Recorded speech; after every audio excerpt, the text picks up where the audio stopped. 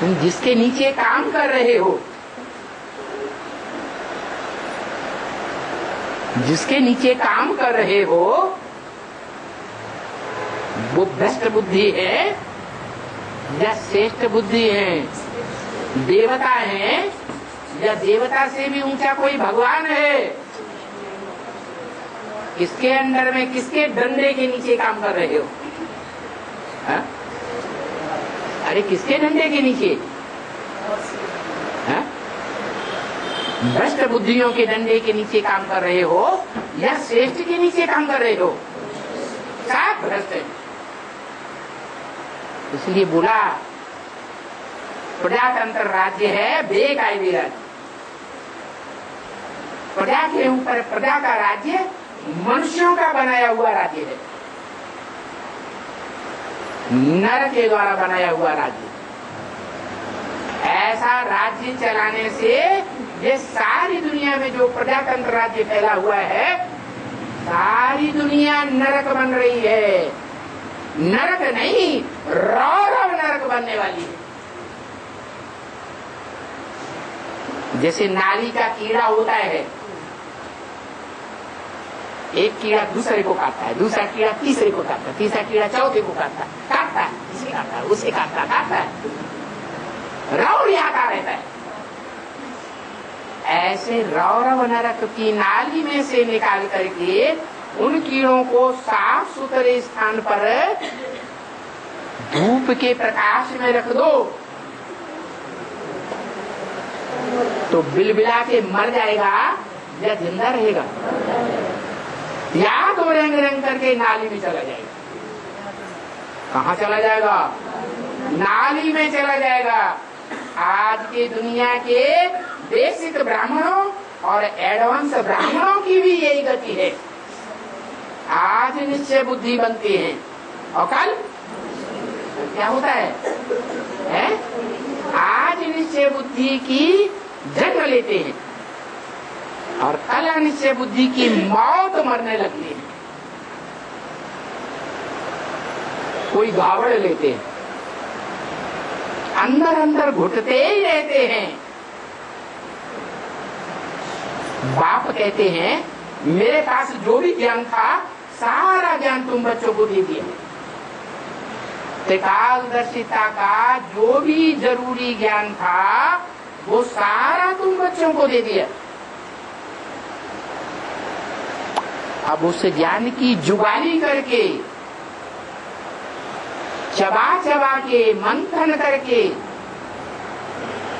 रस बना के खाएंगे तो तुम्हारा खून ज्यादा बनेगा, शुद्ध खून बनेगा। शुद्ध संकल्पों का खून अच्छे कर्म कराएगा। लेकिन नहीं, बोल दिया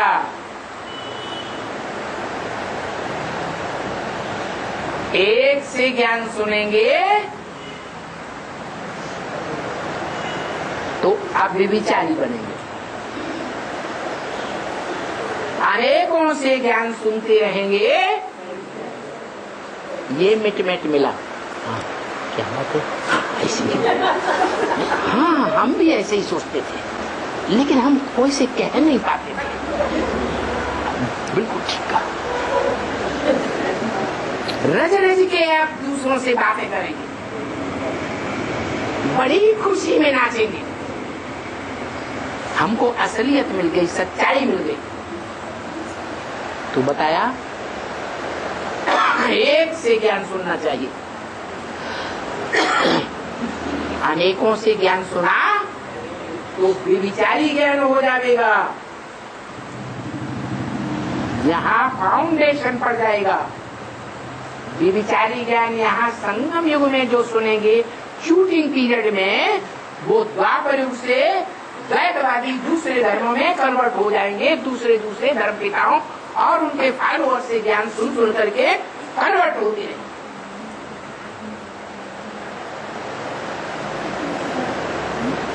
और उसमें भी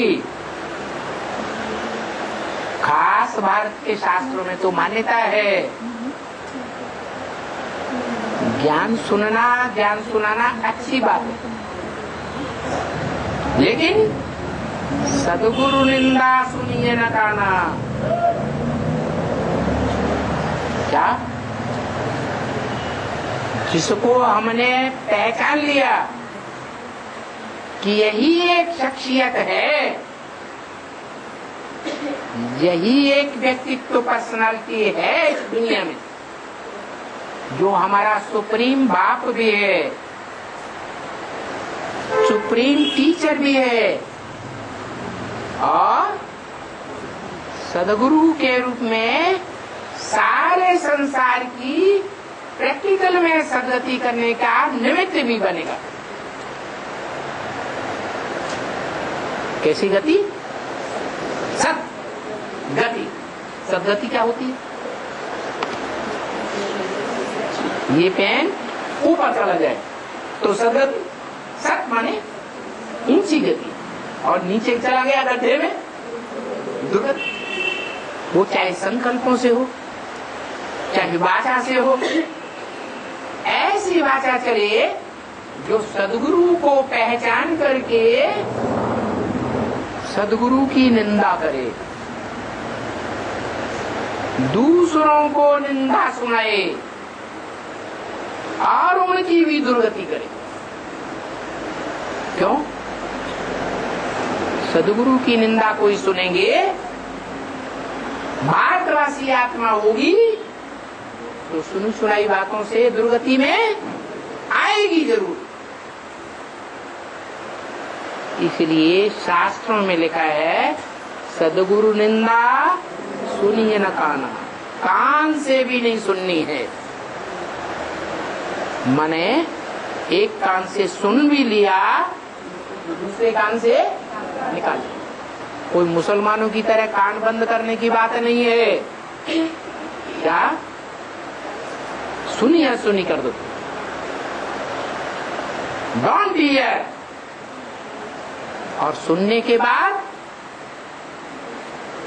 उसका सवाल जवाब भी नहीं करना है। क्या? वाद विवाद भी नहीं करना है। वाद विवाद भी करेंगे तो ही श्रीमत की अवहेलना है। शास्त्रार्थ करना ही नहीं है। इस मुरली में ये कहा, उस मुरली में ये कहा, उस मुरली में ये कहा, अव्यक्तवाणी में ये कहा, ज्ञानापत्र पत्रिका में ये कहा, परदादी ने ऐसा कहा वैसा कहा, दादी ने ऐसा कहा वैसा कहा। नहीं, कुछ भी ज्ञानी नहीं सुनना। न दादी, न परदादी, न कोई दीदी, न कोई दादा है, न ब्रह्मा बाबा। न ब्रह्मा को 100% फॉलो करने वाली ओम राधे मम्मा।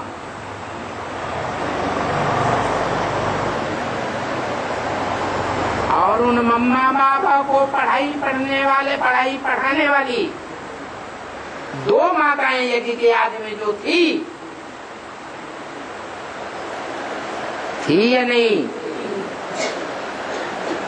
वो भी सदगुरु नहीं है। सदगति करने वाली नहीं है। इस दुनिया में सब दुर्गति करने वाले एक सदगुरु है। उस सदगुरु को हमने पहचाना है, जो 1 सेकंड में निसंकल्प हो सकता है।